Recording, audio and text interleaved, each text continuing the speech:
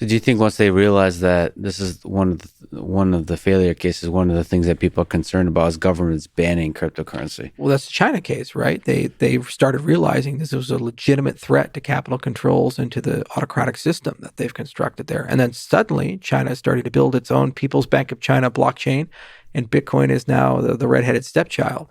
They didn't really care too much because it was great for corruption. You could evade capital controls, and so all the well-connected people, there's, oh yeah, Bitcoin's bad, but then they'd have Bitcoin of their own and they could use it to send money around. But now the government's gotten very serious about it. They're saying like, okay, we want to control and dominate this whole thing, and it's a threat to our plan for the digital yuan to become the world standard to displace the dollar. But so the moment you have El Salvador and just more and more countries, say there'll be a country in Europe, for example, Right. that accepts Bitcoin or other cryptocurrencies, Cardano, the idea is it would put a lot of pressure on the other. So there'll be like this kind of ripple effect Right. that and then the individual governments won't be able to help, and eventually there'll be a superpower like, I don't know, Russia or the United States and or, I don't know, Canada. So do you see that sort of an inevitable trend where cryptocurrency takes over the world as a store of value and as a method of payments? Yeah, probably. I mean, you can do just so much more with programmable finance. Transactions in general have 5 properties. You have the asset that runs on the rail.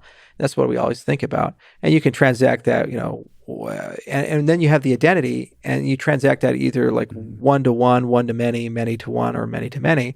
And then you have metadata. So that's the story of the transactions, like where did it take place, these types of things. And then you have the contractual relationship. So that's the smart contract component. And then you embed that within regulation. So transactions always live within jurisdictions. This is relevant to the conversation, will digital currencies take over? Because those things are right now done separately in a very fragmented and fractured way, and they're not completely globalized. And so it's super expensive to hoist up this entire system and automate things like compliance. It's usually a huge part of every bank's balance sheet. So when you look at the concept of a digital currency, you're saying all 5 of those things are programmable. And so they could be like library driven. You say, oh, I want to be in compliance with Eritrea. Okay, pull up the Eritrean library. Now you are.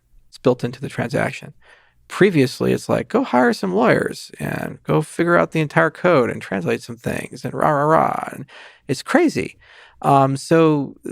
Just the orders of magnitude efficiency gains that you get and the increased liquidity you get and the fact that you can now represent all assets with a universal way, that financial stem cell, there's an inevitability to the victory of our industry. The challenge is, how do we deal with this with the squabbling of superpowers? Right. China wants to be the new world standard. America wants to preserve that. And the rest of the world is trying to figure out how do we create something that's a bit more fair and balanced. And so crypto comes in, and it potentially is both an ally and a competitor to those desires. Because if you do too much crypto, you don't need a nation state anymore. If you do too little crypto, well, it's China or America. So what's that sweet spot?